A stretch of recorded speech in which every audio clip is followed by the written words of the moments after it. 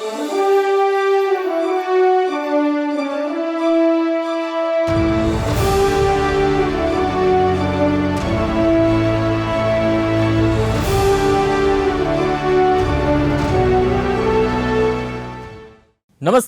Welcome to spotlight.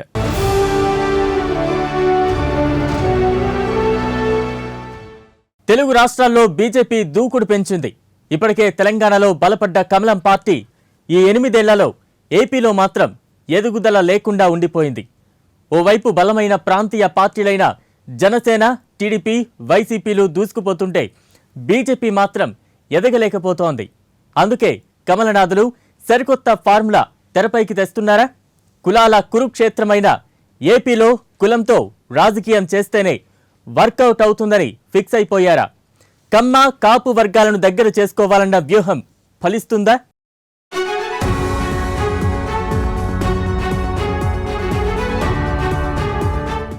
రాజకీయంగా బలపడాలని అన్ని రాజకీయ పక్షాలు చూస్తాయి, కానీ అవి వెళ్లే మార్గం బట్టి సక్సెస్ ఆధారపడి ఉంటుంది. ఇప్పుడు ఉభయ తెలుగు రాష్ట్రాల్లో బీజేపీ బలపడడానికి ప్రయత్నిస్తోంది. ఏపీలో బలమైన రాజకీయ శక్తిగా ఎదుగుతూనే తెలంగాణలో అధికారంలోకి రావడానికి ఆ పార్టీ భీకర యుద్ధం చేస్తోంది. అందుకే విపక్షాల నుంచి పెద్ద ఎత్తున చేరికలను ప్రోత్సహిస్తోంది. అదే సమయంలో తటస్థులను ఆకర్షించే ప్రయత్నంలో ఉంది. ముఖ్యంగా సినీ గ్లామర్తో పార్టీని బలోపేతం చేయాలని భావిస్తోంది. ఇప్పటికే ఏపీలో పవన్ కళ్యాణ్తో స్నేహం కొనసాగిస్తోంది. వచ్చే ఎన్నికల్లో కలిసి నడవాలని నిర్ణయించుకుంది. మరోవైపు యంగ్ టైగర్ జూనియర్ ఎన్టీఆర్ను పార్టీలోకి ఆహ్వానించినట్టు వార్తలు వస్తున్నాయి. ఇటీవల బీజేపీ అగ్రనేత, కేంద్ర హోంశాఖ మంత్రి అమిత్ షా జూనియర్ ఎన్టీఆర్తో చర్చలు జరపడం అందులో భాగమేనన్న ప్రచారం నడుస్తోంది. ఎన్టీఆర్ నటించిన RRR మూవీలో ఆయన నటనకు మెచ్చి అమిత్ షా కలిశారని బయటకు ప్రచారం జరుగుతున్నా ఎన్టీఆర్ను బీజేపీలో చేర్చుకునేందుకేనన్న టాక్ అయితే వినిపిస్తోంది.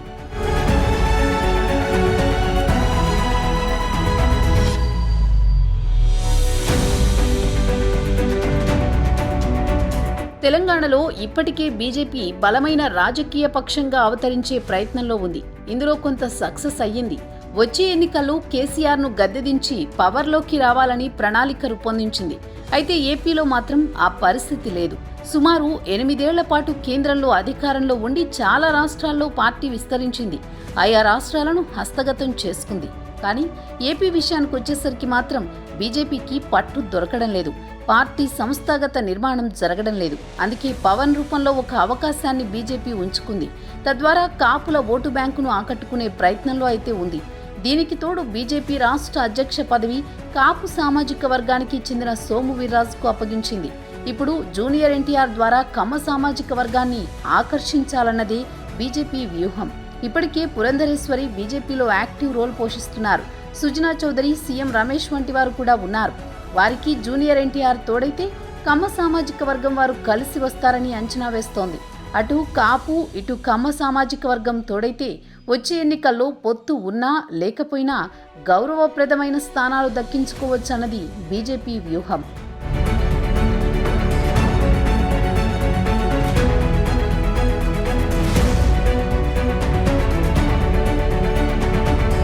ఇప్పటికే బీజేపీపై మతముద్ర ఉంది. మత రాజకీయాలతో దేశంలో బీజేపీ బాగా ఎదిగిందన్న ఆరోపణలున్నాయి. అయితే కుల రాజకీయాలకు అడ్డా అయినా ఏపీలో మతం కంటే కులమే బాగా పనిచేస్తుందన్న సంగతి ప్రత్యేకించి చెప్పక్కర్లేదు. ఎన్నికల్లో పోటీ చేసేవారు తమ కులమైతే చాలు, మంచి చెడ్డ చూడకుండా అట్రాక్ట్ అయిపోతారు. అలాంటి ఏపీలో ఆర్థికంగా బలమైన కమ్మ కులం, సామాజికంగా అధిక సంఖ్యాకులైన కాపు కులానికి గాలం వేయగలిగితే అధికారం దక్కించుకోవచ్చన్న ఆలోచనలో ఉంది బీజేపీ.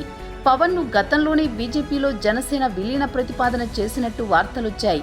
అయితే పవన్ సున్నితంగా తిరస్కరించారు. పొత్తుకు మాత్రమే ఒప్పుకున్నారు. ఇప్పుడు ఆర్థికంగా బలమైన కమ్మ వర్గాన్ని ఆకర్షించేందుకు జూనియర్ ఎన్టీఆర్ను దగ్గర చేసుకునే ప్రయత్నం చేస్తున్నారు. అయితే చంద్రబాబు తదనంతరం టీడీపీకి రథసారథిగా కమ్మ సామాజిక వర్గ పెద్దలు ఎన్టీఆర్కు పట్టాభిషేకం చేయడం ఖాయమే అన్నది చాలా మంది చెబుతున్న మాట. అలాంటిది ఎన్టీఆర్ బీజేపీలోకి వెళ్తారా అంటే అనుమానమే. ఎలాగైనా సరే కమ్మ, కాపు వర్గాలను దగ్గర చేసుకోవాలనుకుంటున్న బీజేపీకి ఆ లక్ష్యం నెరవేరుతుందో లేదో తేలాల్సి ఉంది.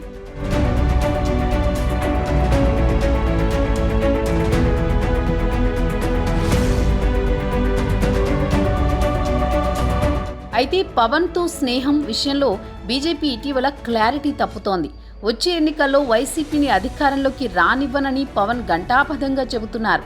బీజేపీ వ్యవహార శైలి చూస్తే భిన్నంగా ఉంది. తనతో స్నేహంగా ఉంటూనే జగన్తో కేంద్ర పెద్దలు మంచి సంబంధాలనే కొనసాగిస్తున్నారు. ఇది పవన్కు మింగుడు పడ్డం లేదు. బీజేపీ కంటే ఆయన టీడీపీని కలుపుకుని నడిచేందుకే మొగ్గు చూపుతున్నట్టు వార్తలు వస్తున్నాయి. వైసీపీని ఎదుర్కోవాలంటే బీజేపీకి ఉన్న బలం సరిపోదని పవన్ ఒక అంచనాకు వచ్చారు. అందుకే బీజేపీ లేకపోయినా టీడీపీని కలుపుకుని వైసీపీని ఢీకొట్టడానికి సన్నాహాలు చేసుకుంటున్నారని రాజకీయ విశ్లేషకులు భావిస్తున్నారు. అటు బీజేపీ ఇటు టీడీపీని కలిపేందుకు చివరి వరకు ప్రయత్నిస్తారని, విఫలమైతే మాత్రం పవన్ టీడీపీ వైపే మొగ్గు చూపుతారని ప్రచారం బాగా నడుస్తోంది. అయితే ఇక్కడే పవన్ ఓ మెలిక పెట్టడం ఖాయం. ముఖ్యమంత్రి అభ్యర్థిగా తనను ప్రకటిస్తే మాత్రమే ఆయన టీడీపీతో కలిసి ముందుకు వెళ్లే అవకాశం ఉంటుంది. లేని పక్షంలో ఒంటరిగా వెళ్లినా ఆశ్చర్యపోనక్కర్లేదు.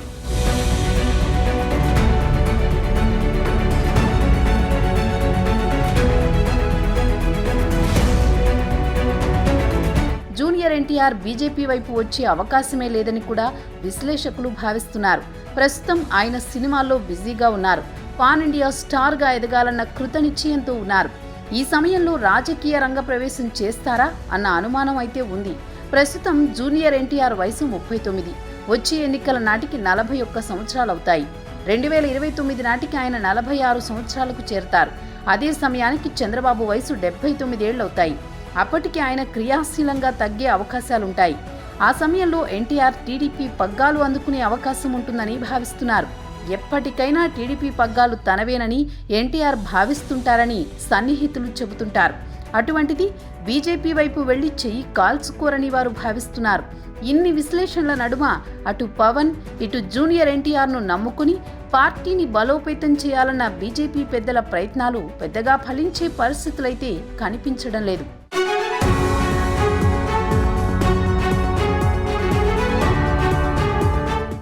పవన్ రాజకీయంగా రోజురోజుకు బలపడుతూ ముందుకు సాగుతున్నారు. పార్టీని స్థాపించిన ఇన్నేళ్లలో అధికారం లేకపోయినా రాకపోయినా ఇన్ని సంవత్సరాల పాటు ఓ పార్టీని నడపడం అంటే ఆషామాషీ వ్యవహారం కాదు. వేల మైళ్ల దూరమైన ఒక్క అడుగుతోనే మొదలవుతుంది. ఈ మార్గంలో ఆటుపోట్లు తప్పవు. అయితే రాష్ట్రాన్ని బాగు చేయడం కోసం కుళ్ళు, కుట్రలు, అవినీతి, కులపిచ్చి లేని ప్రజాప్రభుత్వాన్ని స్థాపించడమే లక్ష్యంగా దూసుకుపోతున్న పవన్ అనుకున్న దాన్ని సాధిస్తారా?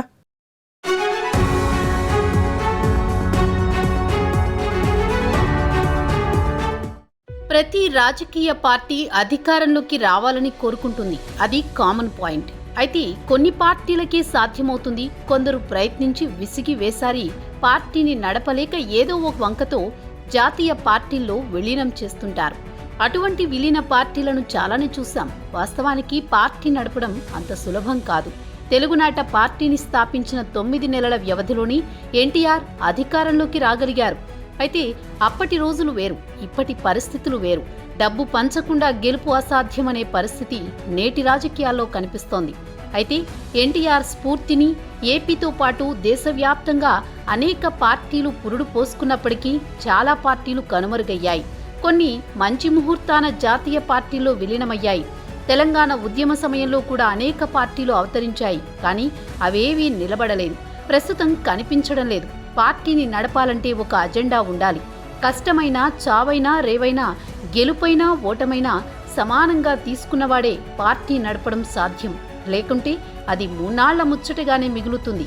అయితే ఇటువంటి సమస్యలను అధిగమించి పార్టీని నడిపించిన ఘనత మాత్రం జనసేన అధినేత పవన్ కళ్యాణ్కే దక్కుతుంది.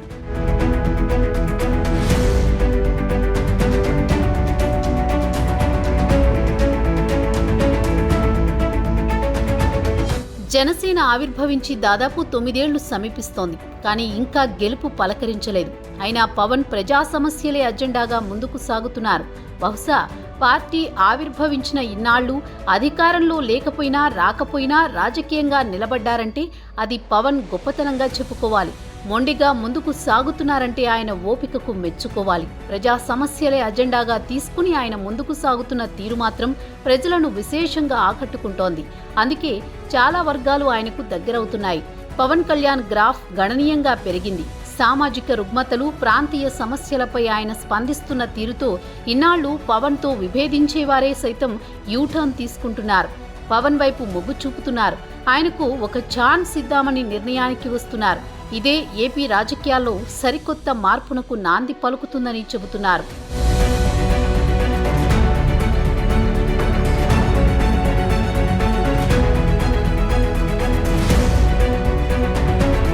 రెండు 2014 ఎన్నికల్లో ఎన్డీఏ కూటమికి పవన్ మద్దతు తెలిపారు. అటు కేంద్ర రాష్ట్ర ప్రభుత్వాల్లో తాను బలపరిచిన ప్రభుత్వాలే వచ్చాయి. కానీ తాను నమ్ముకున్న సమస్యలపై పోరాట అజెండాను మాత్రం పవన్ వీడలేదు. ఉద్దానం కిడ్నీ సమస్య నుంచి కౌలు రైతు సంక్షేమం వరకు పోరాడింది పవనే. అటు తాను నచ్చిన ప్రధాని మోదీ ఉన్నా ప్రజా సమస్యల విషయంలో మాత్రం గట్టిగానే మాట్లాడేవారు. ప్రత్యేక హోదా, విభజన హామీలు, ప్రత్యేక రైల్వే జోన్లు, రాజధాని ఏర్పాటు, పోలవరం, విశాఖ స్టీల్ ప్లాంట్పై గట్టి వాణినే వినిపించారు. మిత్రపక్షం ఉన్నా ఎప్పుడూ కేంద్ర పెద్దలకు సాగిలపడలేదు.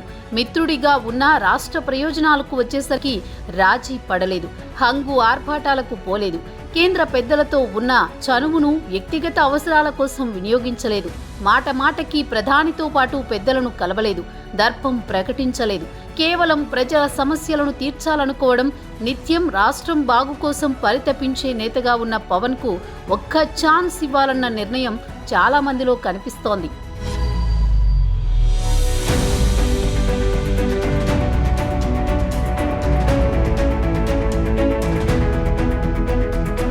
రాష్ట్ర జనాభాలో సింహభాగం ఉన్నది రైతులు. తర్వాత ఉద్యోగ, ఉపాధ్యాయులు ఉన్నారు. వారంతా ఇప్పుడు పవన్ వైపు చూడడం ప్రారంభించారు. ఉద్యోగ, ఉపాధ్యాయుల సమస్యలపై స్పందించిన తొలి రాజకీయ నాయకుడు పవన్ కళ్యాణ్. నాడు విజయవాడలో ఉద్యోగ, ఉపాధ్యాయులు తలపెట్టిన మిలియన్ మార్చ్కు పవన్ సంఘీభావం తెలిపారు. దీంతో ఆ రెండు వర్గాల్లో ఆలోచన ప్రారంభమైంది. రాష్ట్రానికి ఉన్న ప్రత్యామ్నాయ నాయకుడిగా పవన్ చూడడం ప్రారంభించారు. అప్పటి నుంచి ఎటువంటి సమస్య ఉన్నా పవన్కు వినతులు అందించడం కూడా చేస్తున్నారు. ఇటీవల సిపిఎస్ రద్దు విషయంలో ఉద్యోగ, ఉపాధ్యాయులు ప్రభుత్వానికి పూర్తిగా వ్యతిరేకమయ్యారు. వారంతా ఇప్పుడు పవన్ జపమే చేస్తున్నారు. పవన్తోనే అన్ని వర్గాల సంక్షేమం సాధ్యమని భావిస్తున్నారు.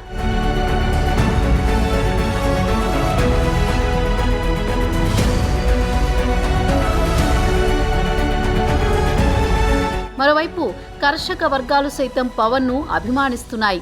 ఇటీవల ఆయన రాష్ట్ర వ్యాప్తంగా కౌలు రైతు భరోసా యాత్ర చేపట్టారు. ఆత్మహత్య చేసుకున్న కౌలు రైతు కుటుంబాలకు 1,00,000 చొప్పున సాయం అందించారు. ఇందుకు గాను 3 కోట్ల రూపాయలతో సొంత నిధిని ఏర్పాటు చేశారు.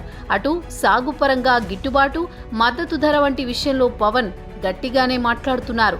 రైతుకు స్వాంతన చేకూర్చేలా వ్యవహరిస్తున్నారు. ఇవన్నీ రైతుల అభిమానాన్ని చూరగొంటున్నాయి. ఈ పరిణామాల క్రమంలో పవన్ గ్రాఫ్ ఏపీ నాట గణనీయంగా పెరుగుతూ వస్తోంది. రాజకీయ పక్షాలు, వివిధ మీడియా సంస్థలు చేస్తున్న సర్వేలో సైతం ఇదే వెలుగు చూస్తోంది. అందుకే వచ్చే ఎన్నికల్లో పవన్ అతీతమైన శక్తిగా ఎదుగుతారని రాజకీయ విశ్లేషకులు భావిస్తున్నారు. పవన్ లేని ప్రభుత్వం ఏర్పాటు సాధ్యం కాదని తేల్చి చెబుతున్నారు.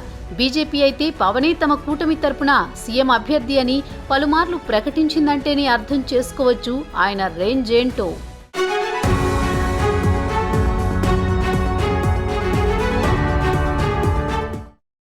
ఏపీ రాజకీయాల్లో జూనియర్ ఎన్టీఆర్ రచ్చ ఆగడం లేదు. ఏ ముహూర్తాన అమిత్ షాతో భేటీ అయ్యారో గాని అప్పట్నుంచి ఎన్టీఆర్ రాజకీయ భవిష్యత్తుపై రకరకాల ఊహాగానాలు సాగుతూనే ఉన్నాయి.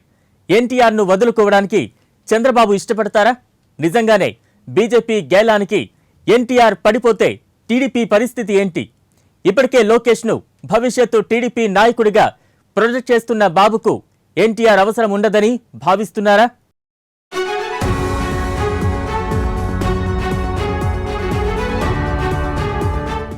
జూనియర్ ఎన్టీఆర్ మంచి మాటకారి. 2009 ఎన్నికల్లో టీడీపీ తరపున ప్రచారం చేసి ప్రత్యర్థులకు ముచ్చెమటలు పట్టించాడు.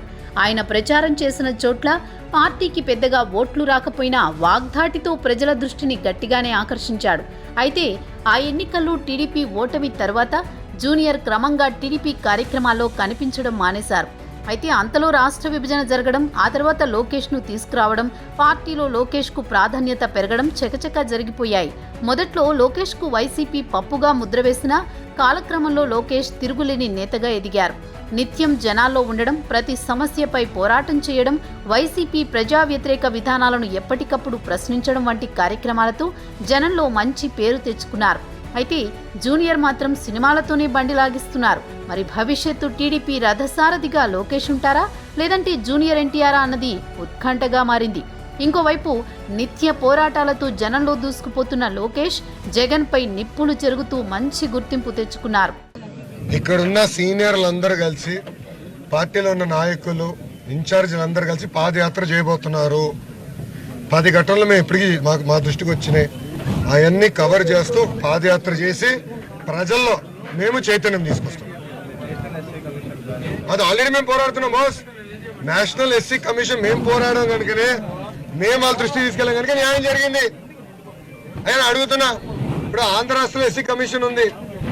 ఎస్సీ కమిషన్ పోలీసుల పైన యాక్షన్ తీసుకోమని ఆల్రెడీ చెప్పింది.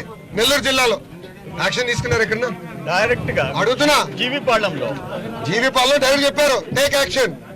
యాక్షన్ ఎందుకు తీసుకోవాలా? విచిత్రం ఉండే, ఇక్కడ ఉండే ఎస్పీ కూడా దళితుడే, ఇక్కడున్న ఎస్పీ గారు కూడా దళితుడే పాపం. అరే ఆయన ముందర దళితులు చనిపోతున్నా యాక్షన్ తీసుకోవట్లేదు ఏంటి? ఇంకా ఎస్పీ గారు ఏంటి, ఇంకా డీజీ గారు ఏంటి, ఎందుకు మీరు యాక్షన్ తీసుకోవట్లా?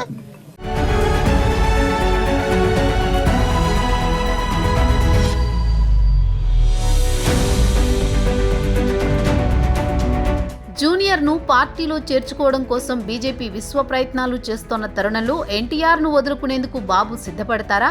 కొడుకు లోకేష్కే పట్టాభిషేకం చేస్తారా, లేదంటే ఎన్టీఆర్ను కలుపుకుని ముందుకు పోవడానికి అంగీకరిస్తారా?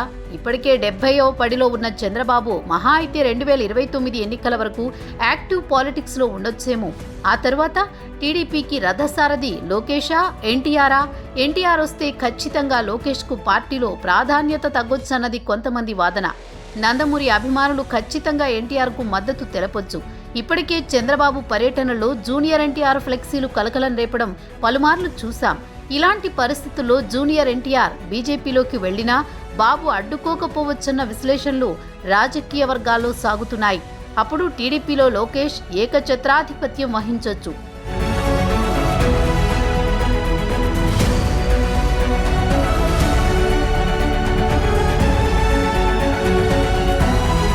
ఎవరి అంచనాలు ఎలా ఉన్నా ఇప్పటి వరకు జూనియర్ ఎన్టీఆర్ మాత్రం తనపై వస్తున్న ప్రచారంపై ఎలాంటి వ్యాఖ్యలు చేయడం లేదు. మొన్న ఏపీ బీజేపీ అధ్యక్షుడు సోము వీర్రాజు మాత్రం ఈ ఇష్యూపై సంచలన వ్యాఖ్యలే చేశారు. ఏపీలో వైసీపీ ప్రభుత్వం పైన పోరాటం గురించి వివరిస్తూ అమిత్ షా, జూనియర్ ఎన్టీఆర్ మధ్య సమావేశంపైన ఆయన స్పందించారు. తెలుగు రాష్ట్రాల్లో జూనియర్ ఎన్టీఆర్కు అత్యంత ప్రజాదరణ ఉందని చెప్పారు. భవిష్యత్తులో జూనియర్ ఎన్టీఆర్ సేవలను పార్టీ ప్రచారం కోసం వినియోగించుకుంటామంటూ సంచలన వ్యాఖ్యలు చేశారు. ఖచ్చితంగా బీజేపీ కోసం ఎన్టీఆర్ ముందుకొస్తారంటూ ఆయన సేవలను తెలంగాణలో, ఆంధ్రప్రదేశ్లో కూడా వినియోగించుకుంటామని తెలిపారు. అయితే ఆయనకు ప్రజాదరణ ఎక్కడ ఎక్కువ ఉందో అక్కడే వాడుకుంటామని తేల్చి చెప్పారు. అంటే పరోక్షంగా ఏపీలో జూనియర్ ఎన్టీఆర్ సేవలను వినియోగించుకుంటామంటూ సోము స్పష్టం చేశారు. ఎప్పుడు ఫ్యామిలీ పార్టీస్కి వ్యతిరేకమని ఉంటే మాట చెప్తున్నాం. దాని మూలంగా పడుతున్న ఇబ్బందులన్నీ చెప్పాను. అంటే రాష్ట్రానికి క్యాపిటల్ లేదు, 6,000-7,000 కోట్లు ఖర్చు పెట్టారు. క్యాపిటల్ ఏమైందో తెలియదు. పక్కన 1,800 కోట్లతో బ్రహ్మాండమైన హాస్పిటల్ కట్టేశాం. 1000 కోట్లతో అగ్రికల్చర్ యూనివర్సిటీ కట్టాం. బ్రహ్మాండంగా నల్లజర్ల నుంచి రోడ్లు వేసుకుంటూ వెళ్ళిపోయాం. 8,16,000 కోట్లు ఈ రాష్ట్రంలో ఖర్చు పెడుతున్నాం. ఇవన్నీ మేము చేసే కార్యక్రమాలు. వాళ్ళు ఊరికే మాట్లాడుతూ ఉంటారు, మీకు పెద్దగా బొమ్మలు వేస్తూ ఉంటారు. మా ఏమో ఎక్కడో 3 అక్షరాలు వస్తూ ఉంటాయి, ప్రశ్నలన్నీ మాకే వేస్తూ ఉంటారు, మేము చెప్తూ ఉంటాం. తేడా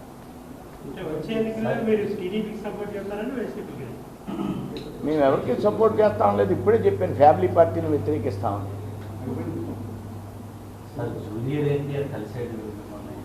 ఎవరైనా కలుస్తూ ఉంటారు. రాజకీయాలు కొంతమందే చేయరు, అందరూ కూడా చేస్తారు కదా. అందరూ సినిమా యాక్టర్లు కాని వాళ్ళు ఎవరు? మేము ఒక్కడమే మామూలుగా పార్టీలో ఉన్న కార్యకర్తను.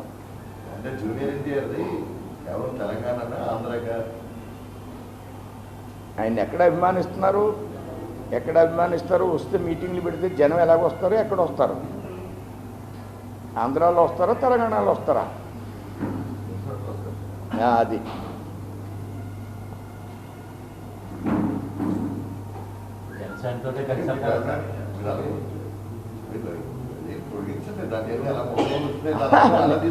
కాదండి. ఎక్కడ జనం ఎక్కడ వస్తారంటే చెప్పారు కదా.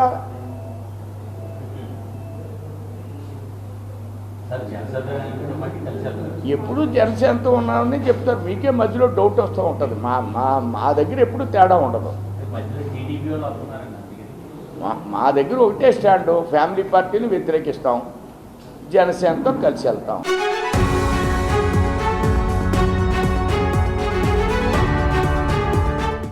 ఏపీలో బీజేపీ తలపెట్టిన విలక్షణ రాజకీయాలు వర్కౌట్ అవుతాయా?